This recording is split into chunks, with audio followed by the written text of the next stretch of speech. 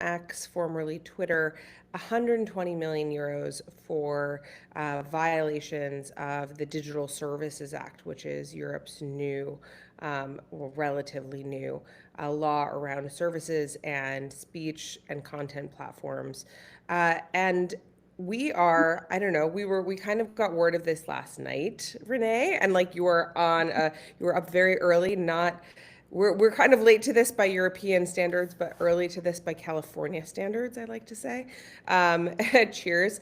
But let's like just to kind of like read everyone into kind of, let's start with kind of just like, do you want to give a quick overview of DSA stuff and like what it is, how, yeah, for so like listeners can kind of understand what's going on?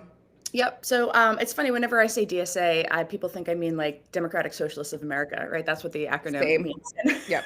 in the United States. I'm in California this morning, guys. I was actually on a plane when this was happening with really crappy Wi-Fi, very frustrated, flying across from DC to San Francisco, which is where I am this morning with my mini bar behind me over here. I actually have a primer up on my Substack, which is Agents of Influence, where I do kind of lay this out for anybody who wants to read it in detail. But basically, the Digital Services Act is a regulation in Europe. Whenever people talk about how Europe regulates tech platforms, almost always they're either talking about Digital Markets Act or Digital Services Act. We're going to be talking about the latter today. It's a transparency and accountability law primarily.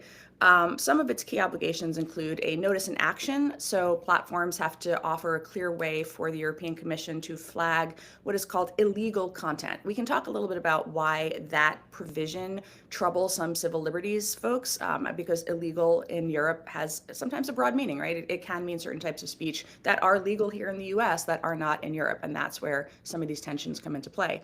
But that notice and action does require them to have transparency. So when the commission requests illegal content be taken down, that gets put in a public database.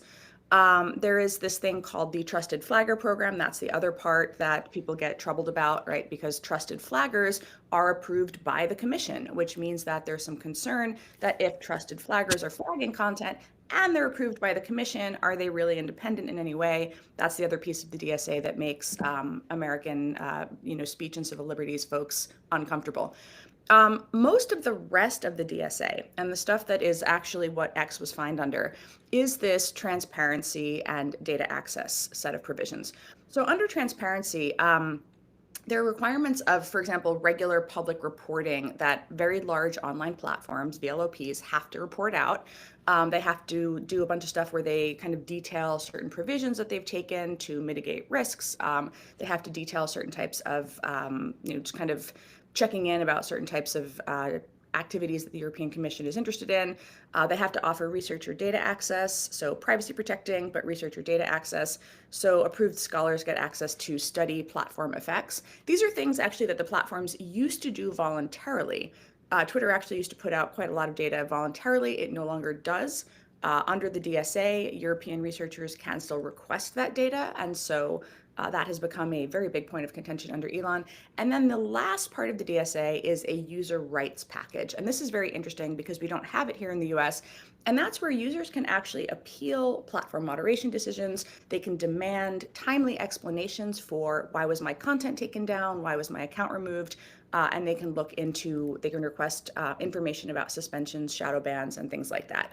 So again, it's primarily a transparency and accountability law, but there are these things related to speech takedowns, and that's where that framing of it as a censorship law has stuck, even though, and I want you to kind of pick up here, the investigation and the fines that X has been hit with are not under that flagging related rubric at all. They're all under the transparency and accountability and data access side. Yeah, totally. So I will kind of pick up on that, which is that, and this is kind of this, I think both you and I would agree on this, is I think that like us having to kind of foreshadow the massiveness of the DSA, how much it kind of encapsulates everything from like researcher digital access to ad transparency centers to kind of online content moderation appeal systems getting built out. Two things that I personally think as like kind of in my understanding think are actually a little dangerous actually in terms of censorship, and I'm totally fine saying that because I also think that Europe, as a Western democracy, functioning Western democracy, has a total right to decide what its own speech laws are, and how companies operate within that, even if I disagree with the substance of their law. But even those laws, like, I just want to be super clear that the decision today is not about the parts of the law that people have been concerned about being censorial in any way. And that's super important, because this has become, and we'll get to this at kind of the end, and it's important to kind of foreground it, but then kind of give you kind of the facts on the ground of what's going on. I think that what's interesting here is that there has been a push in the last year that has been really interesting. And Renee, you've written about this for Lawfare, and you've written about this on your Substack extensively, and I've given lots of talks about this and things like that, that we've had JD Vance come over and give talks at the Paris AI Summit that were kind of surprising, then even more surprising at the Munich Security Conference, about basically the DSA being this tool of censorship, and kind of lecturing Europeans about how dangerous their law was. And then Brendan Carr of the FCC kind of come over and also kind of say, like, the DSA is censorial. And if you were scratching your head and being like, why does this isolationist kind of administration give a flying hoot about the European censorship laws? I think that essentially it is less principled, and it's a beard for us for kind of doing a lot of work for the tech companies. The tech companies have been trying for decades to get the US to carry water for them abroad as Europe comes down on them with potentially heavy fines, and laws like this around tech, and have been like, we want you to protect tech industry. And no one has taken the bait, including Trump 1. And Trump 2 has taken the bait, and very, very, very much so. And so, and like, no one knows this better than you, Renee. They have deployed this kind of they have kind of deployed their previously domestically kind of empowered, like MAGA and kind of administrative state around the idea of a censorship industrial complex within the tech companies. And now they're like deploying this to effect in around the world. And kind of weighing in on this, and it has become truly a geopolitical issue. So we might be talking for 5 or so more minutes about the nitty gritty of like what this does, because it's important. Facts matter, and like it's important to kind of understand what this actually is. But what I wanted to kind of foreground, and what Renee is foregrounding, is like I think essentially kind of a little bit that takeaway, just to kind of put us on kind of an outline for where we'll go. Really quickly, and then I'll turn it back over to you, Renee. I just was going to say that that the commission's fines actually are just about 3 things. Yep. The $120 million euro fines are about 3 things. Basically, X, as we all know, started selling their verified accounts, and the European Commission said this is actually really deceptive under the DSA, because you're not actually verifying these accounts in any meaningful way, and they're being used for scams.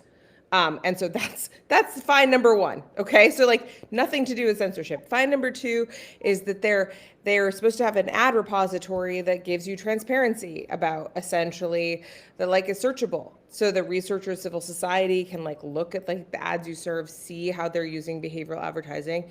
And they're like, X hasn't created that. Like, they have not created that as they're required to under the law. And like, again, nothing to do with censorship, just about creating researcher and public access to kind of how you're being served ads. And the third thing is public data. They were obligated to provide researchers with access to the platform's public data, and they have like basically not been non-responsive. And so anyways, so those are the 3 things. Tell me if you hear in there anything about kind of like and there are other investigations ongoing, I should also say that, like, so this is not the only investigation of X that the European Commission has under the DSA, but at least these 3 have nothing, this 3-part kind of, this 3-part single decision with the 120 million euro fine is not reflective of that. Sorry. Turn it back over to you, Renee, and kind of your thoughts on that. Yeah, well, let's connect it to something else, right? So the misleading verification that enables impersonation scams. That first piece there, which is turning the blue check into the paid check, which is a really interesting thing. Now, I don't think anybody's arguing that that Elon doesn't have the right to offer these sort of paid promotions or paid subscriptions. What was very interesting about that was that by making verification, by alleging that this is sort of like the blue check is a verification system, which it clearly was not, right? You did see just last week the story of the day, or the sort of internet story of the week, was this revelation that, MAGA Mom 1776 was, some scammer in Nigeria, right? So you saw this laid out for you. And most importantly, I would say, the people who were really both riled up and sort of like had the scales lifted from their eyes, so to speak, were the MAGA right authentic influencers who were like, wow, look, these anons were able to parlay this tool, right, this sort of pay to play scheme into earning money on the platform, into luring our people into being manipulated, into being duped by this incentive structure that was not, that was misguided, that led people who were not what they seemed to be able to manipulate our community, right? And that I think was actually just last week a huge scandal in the community, where people were actually quite happy that Elon had undertaken this thing that made it transparent. Transparency actually really matters. I felt like I was like, well, great, we're all on the same page now, guys. Do you need regulators to do it? Well, you didn't used to. That everybody was we were all in this like magical period of self-regulation that you've written about. You called it the sort of golden age of of platform transparency. This was at a time when I was at Stanford Internet Observatory, and we were regularly getting these data sets from Twitter that it would release in advance to researchers. Maybe we would get them like 2 weeks in advance, and then they would be made available to the entirety of the public. You could actually go and have access to these data sets, right? State actor takedown data sets. So everybody could see that there were manipulators on the platform, that there were foreign actors interfering in the platform. That ended when Elon took it over. Yeah, I want to kind of double down on that, which is also kind of just an interesting point about that, which if you've been following this for a long time, if you just came in on the Twitter transparency that you just mentioned about, oh my gosh, all of these MAGA and this has been something that's been an interesting kind of, as that kind of came out, and we all of a sudden are seeing the location data where these users are regulated being transparent in X. There has been a lot of clamor of like, oh my God, all these MAGA influencers that are anti-immigration, that are anti like all of these types of things are going to be this is a MAGA problem, and that's actually wrong. Like, if you actually look at, if you've been doing this for a while, right? Like, that like there is just as deep a fake profile presence on the left as there is on the right, for money as there is for political gain, influence as there is for kind of like media manipulation. Like this is a sophisticated ecosystem, and it's not just MAGA that has the thing. And so like it's actually kind of ironic that the transparency here, had it been in place longer, had there been more of it, would kind of a little bit, or should have, I think, with good reporting, let kind of this story that got taken up of like kind of all of these all of these fake profiles or MAGA fake profiles. It's like, no, there's just a lot of fake profiles. Like, and this is a very big problem for everyone. And yeah, no one knows that kind of like more than you. I want to just really quickly pick up also about the TikTok decision and about, yeah, let's talk about there's yeah, this that happened with TikTok. yeah. So the European Commission had this other decision that they did today with the February 2024 investigation that they had started. And this is a great dichotomy, because this is the difference between, in my opinion, and I think you're hearing this from experts also in Europe, that this is the difference between what Europe wants to do and what they've been saying that they want to do. And it seems like they're actually doing it, which is basically like, these are not punitive necessarily, like in term, like these fines. If you engage with us and talk to us about your processes and we can come to some like agreements about what it is that we want for compliance under the DSA, you won't face these fines. And in fact, TikTok also had major problems with their ad transparency center. There was also an investigation into their ad transparency center, and also like they released today had a ruling on that today that had no fines. So TikTok did not have any fines around their ad transparency center, whereas X did. And one of the reasons that I am hearing about that is essentially that like this is about having a cohesive kind of governance structure that is responsive and trying to make sure that that is something that like kind of we take into place. The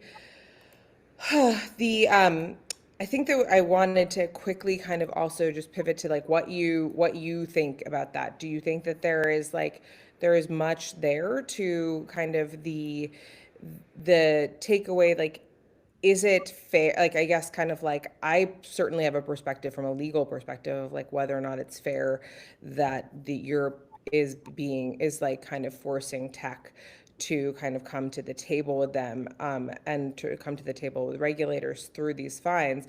But like I'm just kind of curious from a non-legal perspective if that how that kind of strikes you and how you think that plays into kind of a narrative. I think I have always been more on the, yeah, I kind of came from, I wrote a lot back in the day about coming from Wall Street, right, where I was a trader. And so you would have these multi-tiered systems of regulation. There would be the exchanges that had their rules, there was the associations that had their rules, there were the SEC rules. And so you would have this system where different rules would come into effect at different levels and different regulators could operate at different speeds. And so there was this mix of self-regulation and then top-level regulation, if you will. And I always appreciated self-regulation and design as means of being nimble, right? Ways to respond.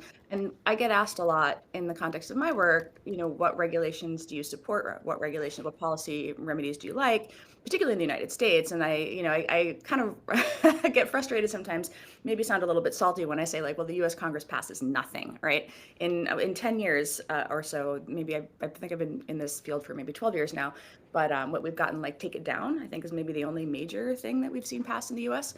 And that's because there's such divergent perspectives. And so for a very long time, again, you've written about this, there was this period where I think in good faith, you had the transparency that was proactively happening. You had the ad libraries that came into being. You had the launch of the oversight board that sort of came to serve as this, independent judiciary where, I was actually writing public comment last night for an oversight board case.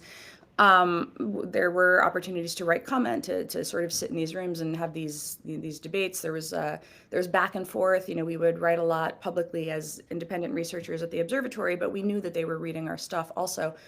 And that all really disintegrated in part because of the malicious political reframing of, cooperation as a cabal, and everything became censorship, right? Transparency is censorship, labeling is censorship, fact checking is censorship. All these like became this mental stop word. But it shut down, it began to preclude anything voluntary. And so now it's weird to be in this place where I also don't like a lot of some of the stuff in the DSA, probably for the same reasons you don't, right? Where I do feel like it's weird to be in a position of saying like, well, I like these parts of it and these parts of it I do not. But I mean, at the same time, when all of the voluntary stuff rolls back, you see the hollowness of only having the voluntary, right? And that is why when you look at Wall Street regulation, the SEC is up there. And so I know it's probably a long-winded answer, but you need both. No, I think it's actually really well spelled out. I think that's great. I think it is great. I mean, for me, this is kind of like listen, this is actually just not that complicated, and the idea of framing this is Europe can't regulate American companies, just like absolute No, I mean, look, you It's just like a non-starter. People it's regulate any type of companies that exist within its market. borders, Yes, right? exactly. If you can regulate organizations, why not tech? Yeah, but that's the part where I think it's because the framing of it as the public square, because there is this component of we are speaking, we are contributing, we are participating. That reframing, and that has come to kind of grate on me a little bit over the last 2 years. The idea of the public square. No, it's privately owned. It is a privately owned Yeah. company operating in a market and must adhere to the rules of the market. Nowhere did this become clearer, I think, than in the fight in Brazil, where I think that's where you really saw that sort of speech versus sovereignty framing come to a head with Brazil choosing to say to X, our market, our rules, and that game of chicken that they played for, what was that, a week to 2 weeks or so? I'm trying to remember, it was about 2 years ago now. But that I think was very interesting to see that recognition that these also aren't the only game in town anymore. That's the other thing that I think is a little bit different since, you wrote the new governors and was it 2019, 2020 or so? 2018, yeah, Yeah. 2017. Yeah. So that was the other thing that's really shifted is that there are more speech platforms now, and that's where another thing that I talk about a lot in my work is appreciation for decentralization and for tech that makes it possible to have more entrance into the market, right? From the standpoint of alternative goods, alternative places.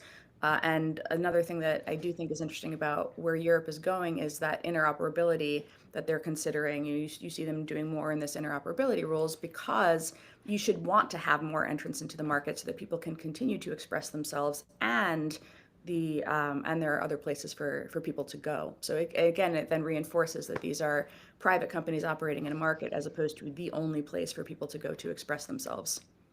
Totally. So like we have to kind of keep this short, I guess, in theory, because you and I like helped make Substack live and define what Lawfare now is going to be. And I was like, it should be short. It should be 25 minutes. And we're at 25 minutes right now. And I feel like we're just getting started. But let's go to 35 minutes because it's our rule. This is our platform and our rules. I do want to kind of give kind of readers like, oh, so what's next, in terms of like, so what does this mean? Yeah, what does X do with the fines now? Tell us. Yeah. So the what next is that X has 90 working days basically to submit, like, which will take us into about April, to submit to the commission. And that around, not around the blue check marks, but around the ad transparency and the researcher access. So 60 days for the blue check marks, and kind of giving an explanation and how they're going to bring that into compliance with the DSA, Article 25. Then 90 working days, and so this puts us out into spring. So the question is like, is X going to deign to play ball, like essentially? Are they going to kind of say like, okay, sure, we'll finally do this type of thing? It's interesting because it's certainly not a capacity problem. X could do this. We just talked about how they have like essentially like released this public data about users and where users are logging in from. Like that is actually like challenged their own verification system. Clearly they could engage in this. It seems to be like a pretty distinct power play of not wanting to kind of not wanting to do that. So I made a bet last night with someone in Europe. I was like, I bet by like December, end of December, X has turned off the thing, and they were like, no, like I would like I don't think that will happen. And now I wish that I just made the bet for a little bit longer. And so like, I was like, if I had done this into like, yeah. So, there's always the chance that like, it does not look like in at least I have to kind of do a little bit more research. It does not look like Europe, like they escalate fines if X fails to comply. So in 90 days, they will start escalating fines if there has not been any movement towards compliance. There's an appeals process, right?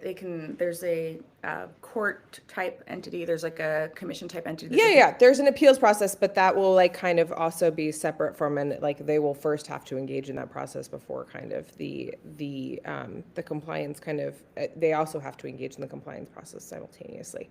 So, and like that has timelines on it. So that's not like that. The board itself is like going to have like, they have 1 month to write an opinion about whether or not they accept X as and it's not clear if they haven't engaged in this process very much in general or at all in general, like why would they also engage in an appeals process versus just continue to ignore this?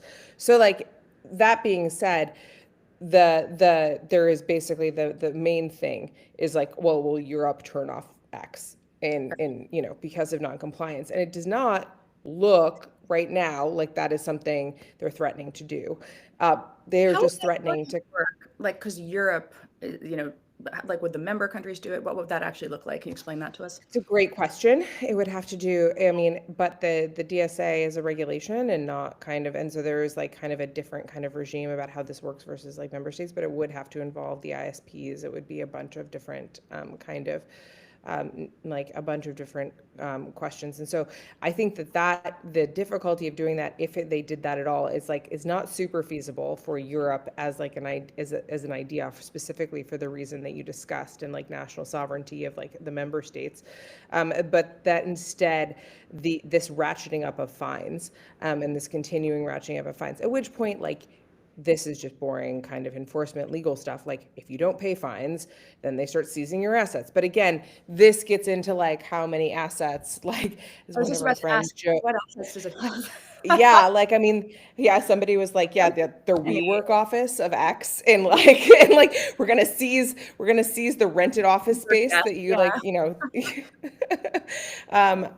it's these are good questions, but not a ton. Who knows? Like, there's always something. There's servers. There's other types of things. But like that's I think that would be better served as like we even get close to kind of understanding that.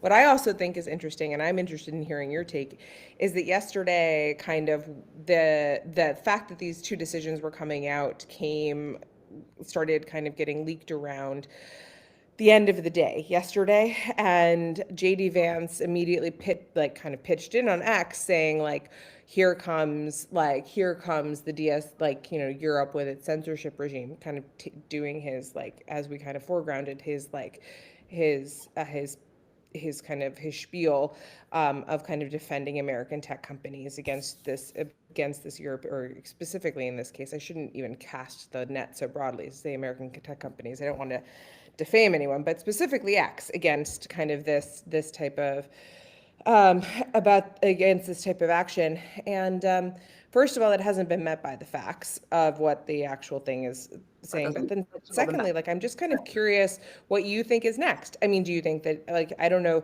I'm sure Jim Jordan will have things to say about this. I am sure that like maybe Carr and JD Vance will have things to say about this. Maybe they won't. Do you think that the TikTok decision next to the X decision takes the censorship like claims off the table a little bit, or do you just think that this is like, facts just don't matter? I think that, I really think facts just don't matter at this point. Maybe that sounds awful, but I've become that cynical. No, in all seriousness, because it's an attention game and a framing game, right? And so they can simply just not talk about TikTok. They can just simply continue to beat the drum. And so a lot of people are not going to go read the article that frames the TikTok decision. The news coverage that talks about what happened with X is just not going to talk about what happened with TikTok. It's not going to be a full and complete story. It's going to be an article that's going to say, censorious Europeans, try to kill X's, kill X, right? Or it's going to be like, they hate you is going to be the framing. They hate American speech. They hate free speech, and it's going to be a very simple frame. And it's going to be put out by influencers on X. And so if you follow those influencers, if you're in that media ecosystem, that is the story that you're going to see. By just not talking about TikTok, you can largely prevent that counterpoint from even being seen. It's just not that hard to frame a story these days. And so in more reputable, neutral journalistic media, you'll see these two things juxtaposed against each other. You'll see why those fines were levied. You'll see it in the context of the three things that we discussed up at the start. This is related to the blue check dark pattern. It's related to the ad library. It's related to the the things that it's actually about. But when you have people who have been beating the drum saying Digital Censorship Act for the last 3 years, and that is the frame that they have set this law in already, it is just not that hard for them to say, here are the fines under the Digital Censorship Act. And only one side has chosen to fight the propaganda war. And so that is the frame in which the audience is going to receive the story. So it's unfortunate, but that's what happens when you live in a fragmented media reality like we do at this point. So yeah, I'm sure that Jim Jordan can hold another hearing, right? You can send some more I'm stupid. sure there'll be another hearing. Yeah, totally. I mean, and I do wonder, like, I mean, what's really interesting to me too, and just to kind of like, and we should kind of like wrap this, and I think that like your kind of last point is like the perfect point. But like just to kind of like, say one last thing, it's kind of like, and how is this going to play domestically, and how is this factoring into the idea that like this administration is kind of talking out of both sides of its mouth when it comes to tech regulation. There is kind of there's simultaneously a desire to kind of like to pass these new age verification laws for kids, this simultaneous kind of going after the tech companies for kind of there were a number of very angry, like the administration was very angry about how like the Charlie Kirk shooting got handled, and various parts of like glorification of his death, and that the tech company didn't do enough to take that down, while simultaneously claiming that they care about free speech online. And so there is, this is part of an acknowledged like ecosystem of stuff that it will play into dramatically. But like I'm just kind of, I don't actually know, like it doesn't, and maybe your answer again is like facts just don't matter. They can do both of these things, and that people are not putting together that they are fighting the fight for certain tech companies abroad, while kind of like condemning certain tech companies where it's maybe best for their constituency domestically. Well, it's politics and power, right? That's what we're seeing here. And the dynamic has been, Jim Jordan launched investigations into me and other American researchers for 2 years, alleging that we were secretly communicating with tech platforms about election speech. And then you see Pam Bondi say, yep, we were talking to them about DHS. We wanted ICE videos taken down, right? I mean, it's just, but hypocrisy requires you to have like shame and values, and that's not where we are. Well, So, for hypocrisy to be an effective method, you have of norm enforcement, you have to have shame. So that right. is like, yes, that is like, yes, exactly. So, I mean, we all know what's happening here. That's why I feel like just saying it, right? Just for me anyway, I feel like it's very cathartic to say it. But it is just that dynamic of why. The thing is, and I'll just maybe end on this point for me. When I write about what the DSA is, or why it's not the Digital Censorship Act or whatever, it takes me 2,000 words to lay out all of the different points in this behemoth of a law, and then to throat clear with a paragraph about how I don't like all of it, right? And that's what it takes to get the nuance out there. And all they have to say is 3 words: Digital Censorship Act. And I'm like, no, but let me tell you, let me lay out for you all of what it actually is. But then also, I don't like all of it, right? And that's what you're up against. And that's when I say propaganda, I use that word very deliberately. I don't even mean it as a pejorative. It's just what it is. And I think that we need to get comfortable with understanding that is the fight that we're actually in right now. Yeah, thank you so much, Renee. I think that is like an excellent kind of analysis, and it's fun. It's super interesting, having spent 18 months in Europe watching the DSA go into implementation against the very large online platforms and the very large online search engines, and kind of being in that ecosystem of kind of how Europe sees itself vis-a-vis Silicon Valley, vis-a-vis the US, vis-a-vis these tech companies.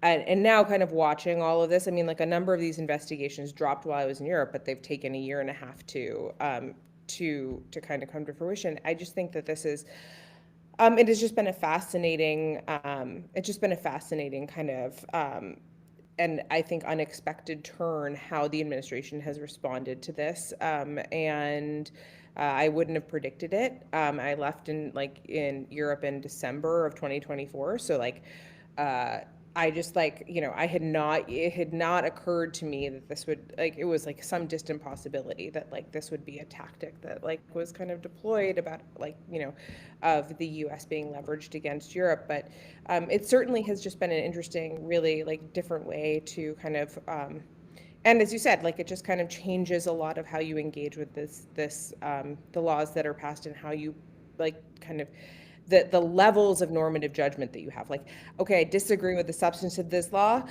but I agree with the right for them to have it. Like, do you know what I mean? And it's very, and so there's, this is, and none of that is very easily conveyed in like in a 5-second tweet or in a snappy phrase, type of thing. But with that said, I'm going to say that to wrap and do our outro. This podcast is part of the Lawfare's live stream series, Lawfare Live, the Now. Subscribe to Lawfare's YouTube or Substack to receive an alert the next time we go live. And our audio engineer for this episode was the great Anna Hickey of Lawfare, who I love dearly. And as always, thank you for listening. Renee, thanks for being up early California time to do this with me. And as always, for excellent thoughts.